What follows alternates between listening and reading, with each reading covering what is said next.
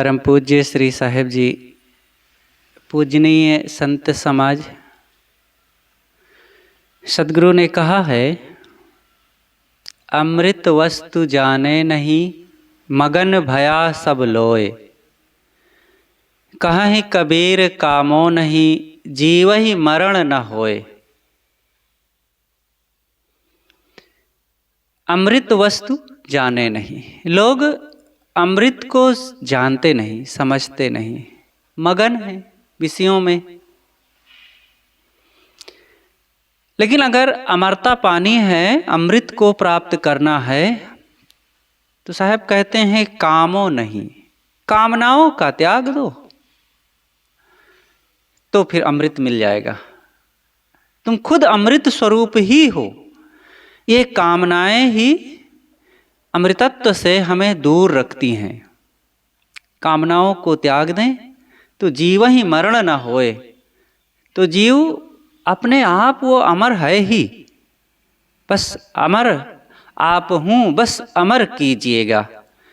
सदगुरु अभिलाष देव जी की एक पंक्ति है ये, कि यही एक अभिलाष है और बाकी अमर आप हूँ, बस अमर कीजिएगा। मेरा जो स्वरूप है अपने आप अमर है। हे गुरुदेव, ऐसा उपदेश दीजिए कि मैं निष्काम हो जाऊं, ताकि उसकी चरितार्थता हो जाए, अमरता की चरितार्थता। ये कामनाएं ही हमें उस दशा में पहुंचने नहीं देती हैं जो हमारा स्वरूप है। साहब कहते हैं, अमृत वस्तु जाने नहीं, मगन भया सब लोए। अमृत, अमृत शब्द बड़ा प्यारा है। हमारी भारतीय परंपरा में अमृत शब्द का बड़ा वर्णन किया जाता है, और बात बात में अनेक चीज़ों के लिए अमृत शब्द का प्रयोग किया जाता है। अगर भोजन स्वादिष्ट बन गया तो लोग कहते हैं, अरे वाह क्या बात है, एकदम अमृत है। कोई फल मीठा स्वादिष्ट मिला तो कहते हैं क्या बात है, एकदम अमृत जैसे लगा। कैसे लगा? अमृत जैसे लगा। कोई रस पिए तो एकदम अमृत, मानो अमृत पी लिए। कोई बात बहुत बढ़िया बोलता है, मीठा बोलता है, और दूसरों के लिए बड़ा हमदर्द होकर के सुंदर बर्ताव करता है, तो कहते हैं भाई वे कैसे हैं, कहाँ रे, मत पूछो, उनका स्वभाव तो पूरा अमृत है। किसी वातावरण में गए, सुंदर हवाएं चल रही हैं, नदी, पर्वत, समुद्र आदि का दृश्य है, तो कहते हैं कैसा है वहाँ का दृश्य, कहाँ रे क्या पूछना, एकदम अमृत। तो हर चीज के लिए, बहुत चीज़ों के लिए जो प्रिय हो, अच्छी हो, सुखद हो, आनंददायी हो, तो उसकी उपमा अमृत से लोग करते हैं। सदगुरु कहते हैं, अमृत वस्तु जाने नहीं, मगन भया सब लोए। दुनिया के लोग अमृत को समझते नहीं हैं और मगन हैं, विषयों में ही मगन हैं। वास्तव में संसार में कहीं और अमृत है ही नहीं है। विषयों को त्याग करके स्वयं की तरफ लौट आना, यही अमृत है। आत्मा ही अमृत है, और विषयों की तरफ उन्मुख रहना यही विष है। तो इस आत्मा का अनुभव कैसे होगा, आत्मा में ठहराव कैसे होगा, आत्मा को हम समझेंगे कैसे, उसका लाभ मिलेगा कैसे, जब तक निष्काम नहीं होंगे। निष्कामता, कामनाएं मिट जाएं, कोई कामना ना हो मन में। अब कामना क्या है? विषयों की तरफ मन सदैव बहते रहे। हमारे मन में संकल्प विकल्प, इन दृश्यों का बने रहना, यही कामना है। सारी कामनाओं का त्याग करें। सदगुरु ने कहा है, रतन का जतन करु माड़ी का श्रृंगार, आया कबीरा फिर गया, झूठा है अहंकार। रतन के लिए बड़ी उपमा दी गई है। आज की साखी में शायद यही चर्चा होनी है ना, रतन का जतन करूं। सदगुरु कहते हैं इसमें, रतन का जतन करूं माड़ी का श्रृंगार, रत्न को यत्न पूर्वक संभाल करके रखो। अब माड़ी का श्रृंगार, जिसको तुम भूले हुए हो और संसार के विषयों में ही मन को लगाए हो और उसी को कीमत बहुत समझ रहे हैं। साहब कहते हैं वो सब माड़ी का श्रृंगार है। माड़ी क्षणिक चीज है। जब तक विषयों को ही हम कीमती समझेंगे तब तक हम कभी भी सुखी नहीं हो सकते हैं। रत्न को रत्न माने, लेकिन हम रत्न को रत्न ना मान करके विषयों को ही रत्न मान लिए, उसी की कीमत को बहुत बढ़ा दिए। और उसकी कीमत को बढ़ा देने से वो कीमती थोड़े हो जाएगा, दुख नहीं मिटेगा वहां से। वास्तव में जो रत्न है उसी को रत्न समझें। वह है यह शरीर। मानव जीवन एक रत्न है और आत्मा ही रत्न है। और भी विचार करके देखा जाए तो जो जरूरी चीजें हैं जीवन में, जिनसे शांति मिले, निश्चिंतता मिले, साधना का काम कर सकें, हमारे भक्ति भाव वैराग्य भाव बढ़ सके, वो सब भी रत्न है। ये वाणी रत्न है। वाणी की कीमत समझना चाहिए, इसलिए बहुत संभाल करके बोलना चाहिए। मन रत्न है। मन को चंचल ना करें, विषयों में चंचल ना करें। मन हमारा रात दिन इधर उधर भागता भटकता है, अब उसको छोड़ ना दें। ऐसे जैसे आवारा गाय हो और उसको हम ऐसे छुट्टा छोड़ देंगे तो फिर वो परेशान करेगी, नुकसान करेगी, अनेक प्रकार का उलाहना आएगा। ऐसे ये मन है, मन को छुट्टा नहीं छोड़ना चाहिए। गाय उतना नुकसान नहीं करती है जितना ये असंयमित मन नुकसान करता है। इसलिए मन को पहचाने, मन को संभाले और मन में हर चीज को तौलो। ये भीतर की चीज है। इसीलिए मन सहित जो अन्न, इसी के तीन अंग और हैं, जो इसको कहा गया है अंतःकरण। बाह्यकरण और अंतःकरण। इंद्रियां दिखती हैं। जब इंद्रियां विषयों में प्रवृत्त होती हैं तब विषय भी दिखते हैं, इंद्रियां भी दिखती हैं। इसीलिए इसे बाह्यकरण कहा जाता है। लेकिन एक अंतःकरण है। अंतःकरण दिखता नहीं है और उसके विषय भी नहीं दिखते हैं, उसके कार्य भी नहीं दिखते हैं लेकिन सब उससे जूझते हैं और सब के अंदर अंदर चलता रहता है बहुत कुछ।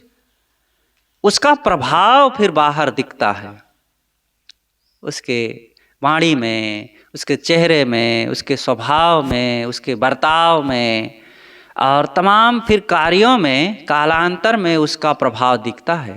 इसलिए मन को खूब पहचाने, खूब संभाले। साधक का तो ये काम है और कुछ काम नहीं है। मन को देखे, मन को संभाले, मन को संयमित रखे, इधर उधर न सोचने पावे और एकदम एक रोटेशन मन का बना देना चाहिए। मुझे इतना मीठा बोलना ही है, इतना ज्ञान की बातों, गुरु संतों के प्रति श्रद्धा और भक्ति भाव की बातों को ही मुझे सोचना है। राग की बातें, आसक्ति की बातें, मोह की बातें, क्रोध की बातें नहीं सोचना है और अहंकार की बातें नहीं आने देना है। मन को हमें एक रोटेशन देना चाहिए। अगर उसको रोटेशन नहीं देंगे, उसको एक रास्ता नहीं देंगे तो फिर कहाँ चलेगा वो? अपने आप इधर उधर बहेगा। जैसे पानी को एक रास्ता दे दो तो वो नाली के या पाइप के माध्यम से अपने गंतव्य को पहुंचेगा जब, तो वहां पर कोई रचनात्मक काम होगा। खेत में पहुंचाएंगे तो सिंचाई होगी, टंकी में पहुंचाएंगे तो टंकी भर जाएगी, फिर वहाँ खूब उससे बाथरूम में, शौचालय में जा कर के लोगों को लाभ मिलेगा। अब बिना रोटेशन दिए क्या पानी को ऊपर टंकी में पहुंचाया जा सकता है? बिना रोटेशन दिए खेत में भी नहीं पहुंचाया जा सकता है, तालाब को नहीं भरा जा सकता है। तो जैसे पानी के लिए रोटेशन की जरूरत है, वैसे मन के लिए भी तो जरूरत है। मन में शक्ति कम नहीं है किसी के, बहुत बड़ी शक्ति है सबके मन में, लेकिन उसको एक रास्ता नहीं दिया जाता, और रास्ता न देने के कारण इधर उधर जाता है। और जैसे पानी को रास्ता ना दो तो वो इधर उधर बहेगा, कीचड़ करेगा, और काम की चीज़ों को भी वो भिगा के सड़ा भी देगा और बड़ी परेशानी का कारण बन जाएगा। ऐसे ये मन है, मन को अगर रास्ता ना दो तो वाणी में कटुता, अहंकार, व्यवहार में असभ्यता, रहन सहन, खान पान, चाल चलन, संयोग वियोग और संग कुसंग, सब में वो उल्टे पलटा करेगा, उल्टे बर्ताव करेगा, फिर अमृत का अनुभव नहीं होगा। यही मन दुख का भी कारण है, यही मन सुख का भी कारण है। मनयो मनुष्याणाम कारणम बंध मोक्षयो, यह मन मनुष्य के बंधन और मोक्ष का कारण है। तो हमारे वर्ताव से मन के स्वभाव प्रकट होते हैं, और वर्ताव में हम स्वतंत्र हैं, और उस बर्ताव को अपने जीवन में चरितार्थ करने के लिए सत्संग किया जाता है। संतों की संगत, गुरुजनों की वाणियों का अध्ययन, श्रवण, तो उन वाणियों को अपने जीवन में हृदयंगम करे, लागू करे कि इस वाणी का मेरे मन में कितना प्रभाव आया, मैंने अपने मन को इस वाणी के कसौटी से कितना कसा। कसने की जरूरत होती है, कसे, रोज रोज कसे। आखिर कब वो समय आएगा कि हम अपने मन को कस करके पूरा संतुलित बना लें, स्ववश हो जाएं। आज के अच्छे अच्छे दिन में अगर ये नहीं कर पाएंगे, आज देखो स्वस्थ हैं, संतों की अच्छी संगत है, कोई वैसी विशेष बीमारी नहीं है, वातावरण अच्छा है, सबका प्रेम है, निर्विवादित जीवन चल रहा है, और बुढ़ापा दूर है, अंग सारे काम कर रहे हैं, सब कुछ तो बढ़िया है। आज अगर नहीं करेंगे तो किस स्वर्णिम दिन की आशा में हम इस काम को रोक रखे हैं, और फिर कौन ऐसे महत्वपूर्ण कार्य को करने में अभी व्यस्त हैं कि ये वाला काम नहीं कर रहे हैं। अपने को देखें, कसें, तो लगेगा कि कुछ महत्वपूर्ण नहीं कर रहे हैं, जिसके कारण ये वाले काम को, जैसे कि कभी कभी कोई विशेष कार्य का सीजन आ जाता है, समय आ जाता है, तो जैसे कि अब यहाँ पर आश्रम की बात है, तो यहाँ विशेष कार्य का माना है। कभी जब आता है तो सत्संग विशेष होना है, बहुत लोगों को लाभ देना है, और भी संत आएंगे, तो अपना जो दैनिक सत्संग का कार्यक्रम है उसको थोड़ा सा साधारण पहले कर दिया जाता है, 2-4 दिन, क्योंकि अब उसकी तैयारी में वो विशेष के लिए इसको थोड़ा सा सामान्य कर दिया गया, तो वो विशेष के कारण हुआ है। इसी तरह हम अब मन की शांति का काम, भक्ति भजन का काम, स्वरूप विचार का काम नहीं कर रहे हैं, तो कौन से विशेष की तैयारी में है? विशेष तो कुछ नहीं लग रहा। जैसे हम रोज के सत्संग को ढीला कर दें तो विशेष के कारण ढीला किया जाता है, अब विशेष कुछ नहीं और ढीला कर दें तो इसका मतलब है कहीं ना कहीं हम लापरवाही कर रहे हैं अपने ही जीवन के साथ, अपने ही स्वभाव और मन के साथ। इसलिए सजग होने की जरूरत है, सावधानी ही तो साधना है। हर बात में सावधानी, लेने देने, बोलने बतियाने, चलने फिरने में सावधानी, बैठने उठने में सावधानी, तो सोचने में भी सावधानी की जरूरत है, बोलने में भी सावधानी की जरूरत है, सब जगह सावधानी। देखो कहा जाता है ना कहावत, और रेलवे यार्ड में लिखा रहता है, सावधानी हटी दुर्घटना घटी। तो सावधानी ही सुख और सुविधा स्वावस्था का कारण है। असावधानी अगर समाप्त हो गई तो दुर्घटना होना है। वो किसी से टकराने की या किसी बड़ी गलती में पहुंच जाने की बात ही नहीं है। छोटी छोटी घटनाएं घटती रहेंगी जीवन में, अशांति की बातें, कुविचार की बातें, कुसंकल्प की बातें, कुवचन की बातें, और अंदर में तनाव आने की बातें, कुसंस्कार आने की बातें, यही सब तो दुर्घटना है। साधक के जीवन में अंदर में निरंतर शांति प्रसन्नता के फूल खिले होने चाहिए, वो मुरझाने ना पावे। कक्का कमल किरण में पावे, शशि विग्रसित संपुट नहीं आवे। तहाँ कुसुम रंग जो पावे, अवगह गही के गगन रहावे। सदगुरु ने कहा है ज्ञान चौतीसा में कि का अक्षर के माध्यम से उपदेश करते हुए कि कक्का कमल किरण में पावे। ये कमल तुम्हारा जो मन कमल है, चित्त कमल है, ये थोड़े से सावधानी में ही वो खिला रह सकता है, सावधान रहो तो। और शशि विग्रसित संपुट नहीं आवे, तो ये मन रूपी चंद्रमा तुम्हारा सदैव खिला रहना चाहिए, संपुट ना हो जाए। और वो तब खिला रहेगा जब निरंतर साधन भजन सावधानी सजगता बनी रहे। मन रूपी चंद्रमा जब खिला रहेगा तो उस खिलापन से जीवन हरा भरा बना रहेगा, जीवन के फिर सारे व्यवहार खिले रहेंगे। ये मन से सब कुछ होता है। ये सब कुछ देखो, बढ़िया खान पान, रहन सहन, संग साथी, आश्रम, यही सबके साथ होते हुए मन का थोड़ा सा पॉइंट बदल जाए तो मुरझा जाता है। और फिर चेहरा मुरझाया हुआ, बात भी फिर पता चल जाएगा, उसके बैठना उठना, यहाँ तक कि पहनाव ओढ़ाव सब में बदलाव दिखने लग जाता है।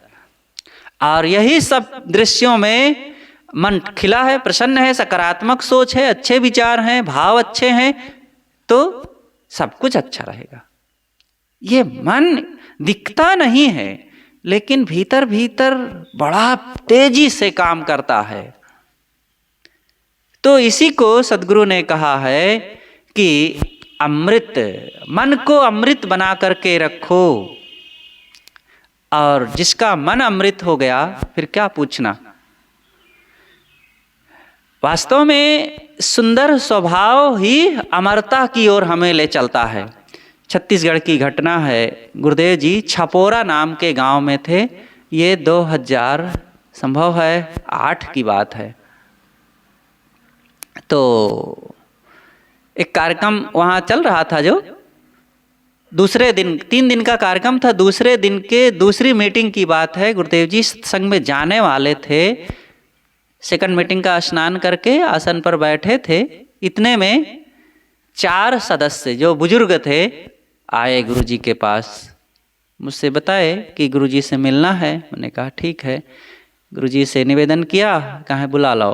आए वे बैठे, बंदगी प्रणाम करके एक कागज लंबा सा खर्रा लिख करके आए थे। उसमें कई वेद के वचन लिखे हुए थे।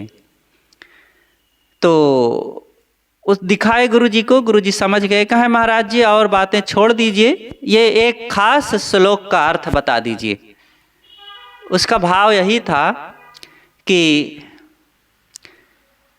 इस विश्व सत्ता के 4 पाद हैं, 4 भाग।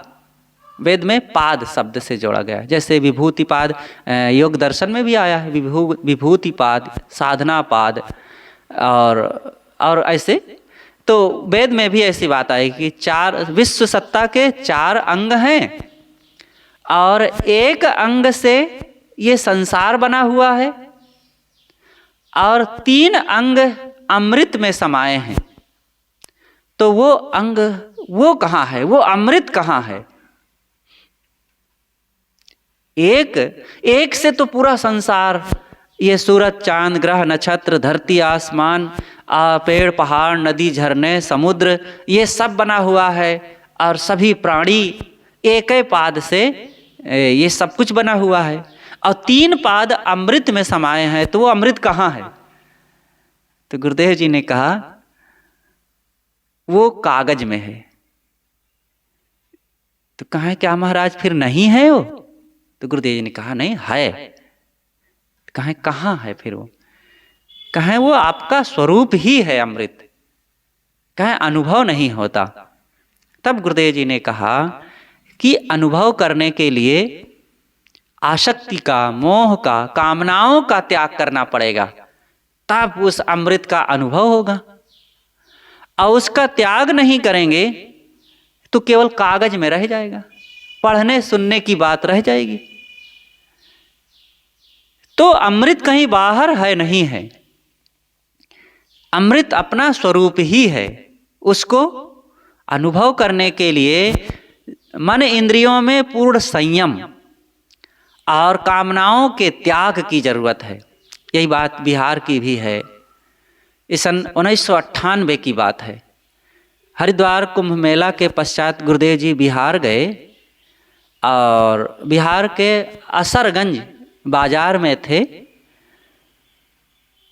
तो शाम का समय था, घूम करके गुरुजी निवास पर आ गए थे। थोड़ा सा सुस्ताने के लिए कुर्सी पर बैठे थे। इतने में 2 वकील आ गए, बड़े सादे पोशाक में, पैजामा कुर्ता पहने थे, कंधे में झोला था।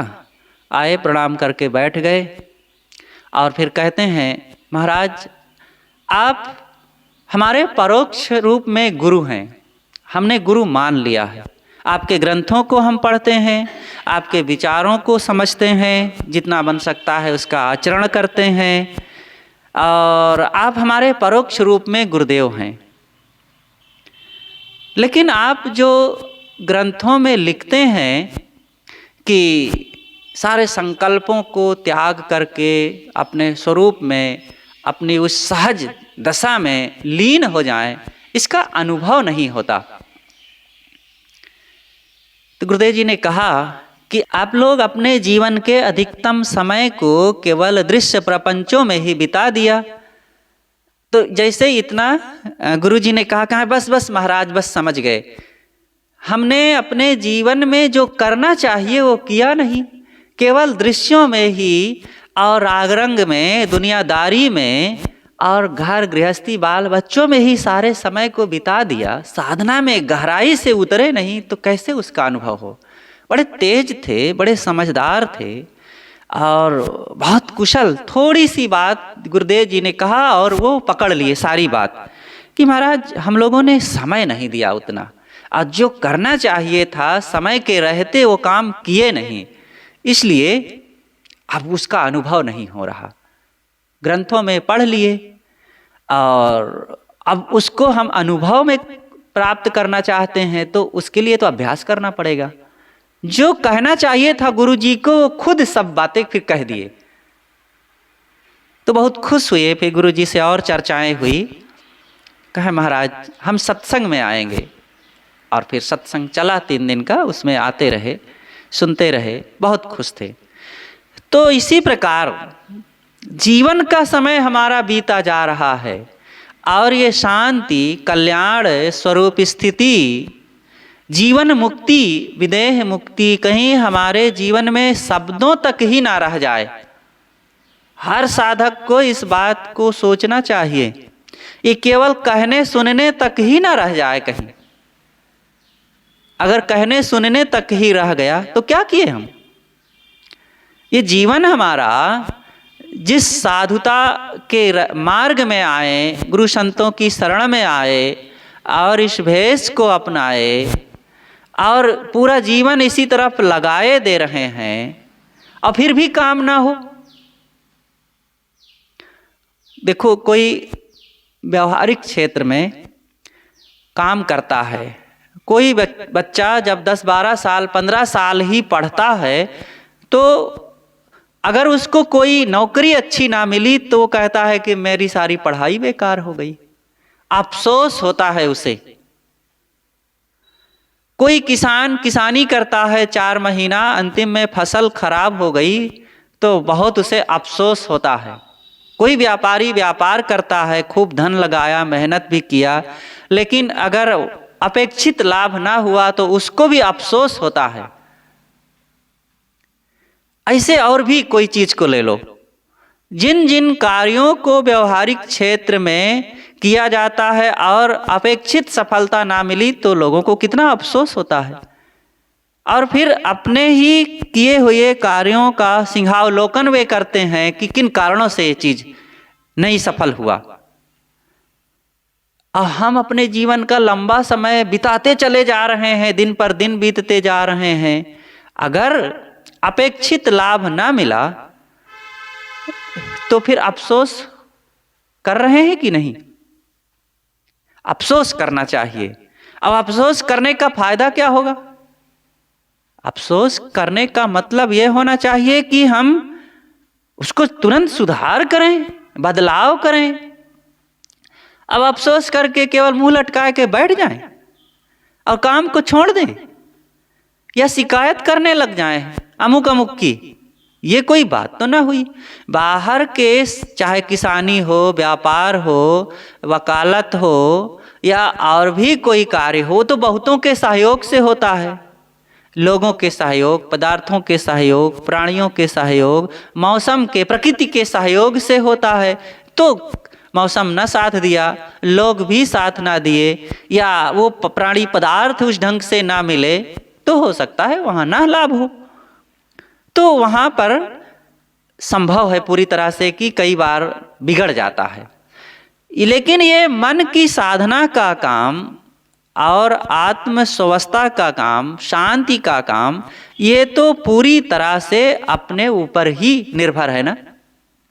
मेरे मन की शांति, मेरे इंद्रियों के बर्ताव और मेरे कर्म और मेरी सोच, ये सब कहाँ से निर्मित होते हैं? मेरे द्वारा ही तो निर्मित होते हैं। इन सब का मालिक मैं ही तो हूँ। और इन सब की व्यवस्था में ऐसा भी नहीं है कि योग्यता मेरे में नहीं है। कौन सी योग्यता की कमी है? कोई ऐसी योग्यता ही नहीं चाहिए। इतना धन हो, इतना बड़ा घर हो, इतनी उम्र हो जाए, इतना पढ़े लिखे, मैं पढ़ा लिखा हूँ, और इतनी ताकत हो, और भी कोई ऐसी बात हो, इतने लोग मेरे सहयोगी हों, या अमुक अमुक और भी अमुक जाति गोत्र में पैदा हुआ हूँ, तब ये काम हो सकता था। ऐसी कोई बात नहीं है।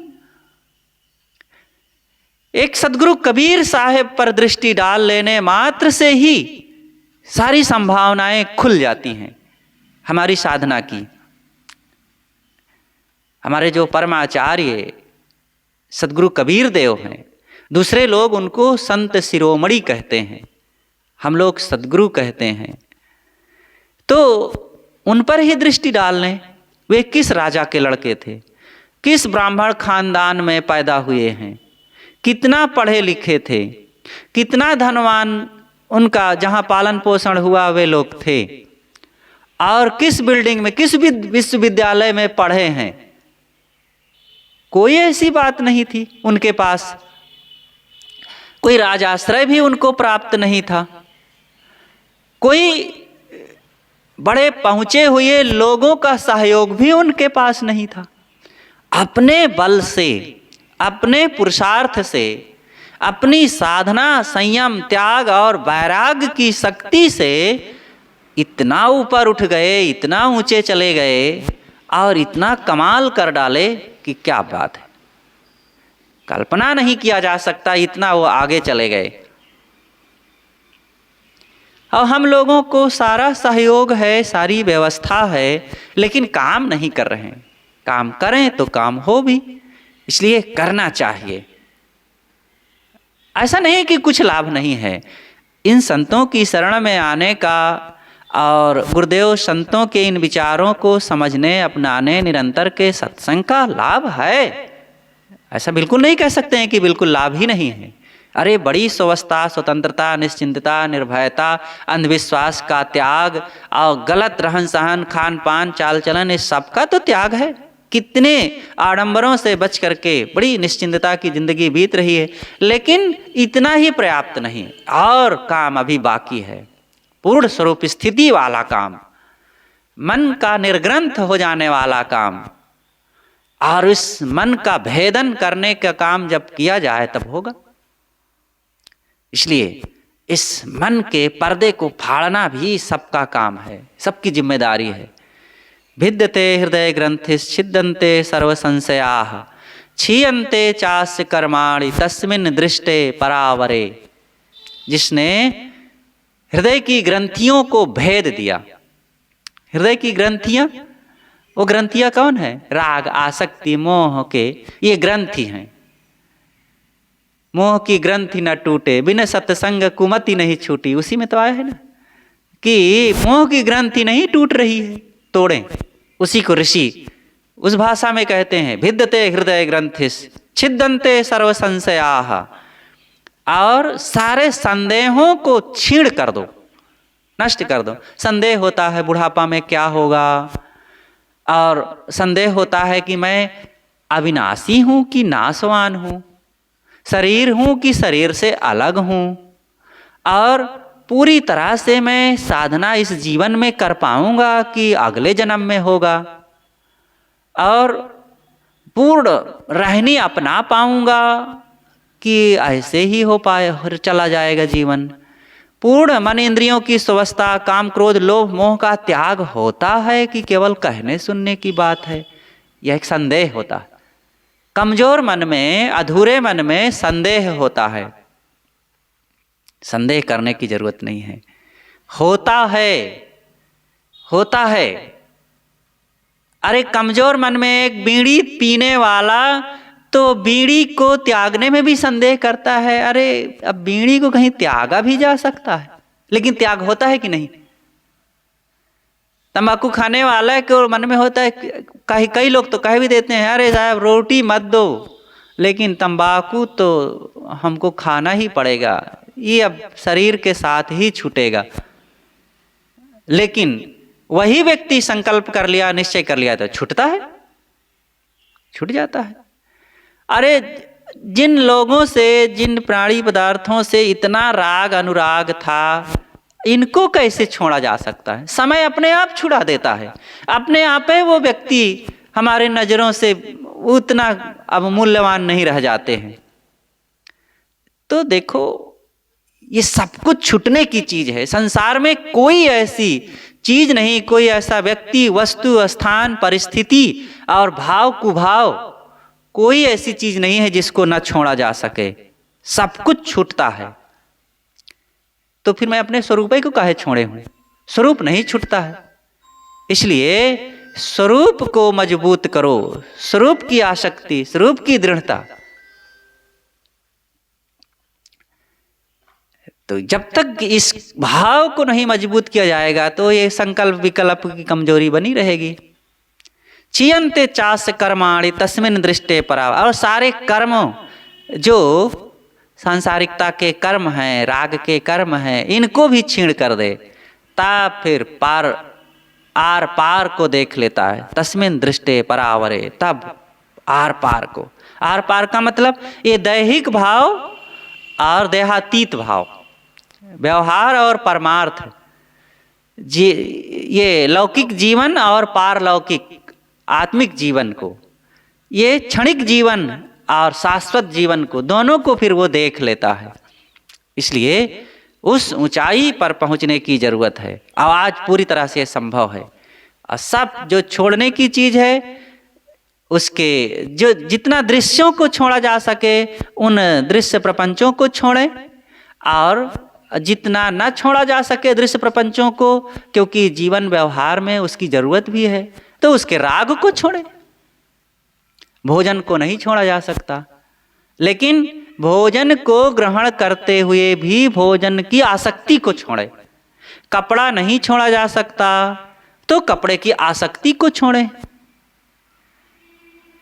और ये देह को जब तक प्रारब्ध है नहीं छोड़ा जा सकता, लेकिन देह की आसक्ति को छोड़ें। और चीज़ों को छोड़ने से कल्याण होता है ऐसी बात नहीं है, आसक्ति को छोड़ने से कल्याण होता है। हाँ, जो मोटे स्थूल विकार हैं, दोष हैं, प्रपंच की बातें तमाम प्राणी पदार्थों की हैं, उनको छोड़ दे, उनकी कोई ज़रूरत नहीं है। लेकिन जिनकी ज़रूरत है देह के लिए तो उनकी आसक्ति को छोड़े। इस प्रकार से सद्गुरु की इन बातों को हम मनन करें कि अमृत वस्तु जाने नहीं, मगन भया सब लोए। लोग तो दुनियादारी में मगन है, और वो अमृत का अनुभव तब होगा जब कामों नहीं, कामनाओं का अंत हो जाए। कहें कबीर कामों नहीं, सारी कामनाएं, सारी वासनाएं, सारे राग, सारे विकार सब को छोड़ दे। अब बाहर से इंद्रियों से छोड़े, मन से छोड़े। अंदर में पूरी तरह से निश्चयता होनी चाहिए कि मेरा कुछ नहीं, मेरा कोई नहीं। मेरा क्या है आखिर? सचमुच कुछ भी तो नहीं है। मेरा घर नहीं, धन नहीं, गांव नहीं, बस्ती नहीं, रुपए पैसे नहीं, और मेरे संगी साथी नहीं, मेरे माँ बाप नहीं, मेरे भाई बंधु नहीं, और मेरा कुछ भी तो नहीं है। ये शरीर भी मेरा नहीं है। स्वरूप भाव से विचार करके हर चीज का अलग अलग परत पर परत खोलिए, मेरा क्या है। यही इसे कहते हैं चिंतन। चिंतन से ही चित्त निर्ग्रंथ होकर तब समाधि में जाता है। तो साधक को चिंतन करना चाहिए, मेरा क्या है? मेरा कुछ नहीं, और मेरा कोई नहीं, कोई भी नहीं। लोगों में भी, प्राणी पदार्थों में भी कोई मेरा नहीं। तो जब ऐसा मन में रखेंगे तो फिर क्या मेरा किसी से कोई मतलब ही नहीं है? मेरा मेरे से मतलब है, अपने आप से मतलब है। अब इस बात को कोई कहेगा अरे बड़े स्वार्थी हैं, अपने से मतलब है। ये स्वार्थ नहीं है, ये परमार्थ है। यहाँ इस परमार्थ का मतलब देह से नहीं। जिसे स्वार्थी कहते हैं वो देह के लिए होता है, देह के लिए कहा जाता है। अपने खाने के लिए, अपने पहनने के लिए, अपने रहने के लिए, और अपने बिछाने ओढ़ने के लिए, और अपने शरीर गुजर के लिए बस छीन झपट कर इकट्ठा कर रहा है। तो ये दैहिक स्वार्थ है। ये दैहिक स्वार्थी नहीं बनना है। असली स्वार्थी तो स्व का अर्थी, स्व का प्रयोजन पूरा करने वाला असली स्वार्थी होता है।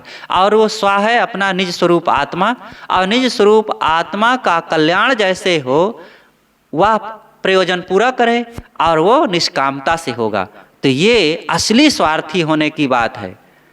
तो हम लोग भी स्वार्थी बने। गुरुदेव जी की वो छोटी सी घटना कह के विराम देता हूँ कि प्रीतम नगर में गुरुदेव जी निवास कर रहे थे। 3-4 लड़के आए और गुरुदेव जी से पूछने लगे कि महाराज जी, आप समाज की सेवा कैसे शुरू किए?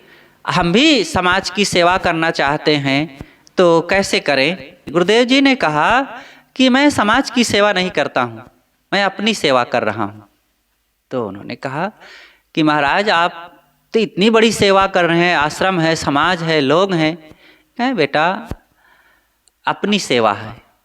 अपने मन को ठीक कर ले, अपने स्वभाव को ठीक कर ले, अपनी आदतों को ठीक कर ले, तो यही असली सेवा है। और अपने स्वभाव को ठीक ना किए वही लड़के लोग वो बीड़ी पी रहे हैं। गुरुदेव जी ने उनसे पूछा कि तुम समाज की सेवा करना चाहते हो, अपनी सेवा किए नहीं, तो कौन सी सेवा किए? तो सच्ची सेवा है अपने आप को दोषों से निकाल लेना। तब गुरुदेव जी ने कहा कि अपनी आदतों को ठीक करो, अपने स्वभाव को ठीक करो, यही असली स्वार्थी होना है। स्वार्थ। फिर वे जब दोबारा मिलने के लिए आए तब गुरुदेव जी ने उनसे पूछा कि तुम स्वार्थी हो कि परार्थी? कहें महाराज अब हम असली स्वार्थी हो गए।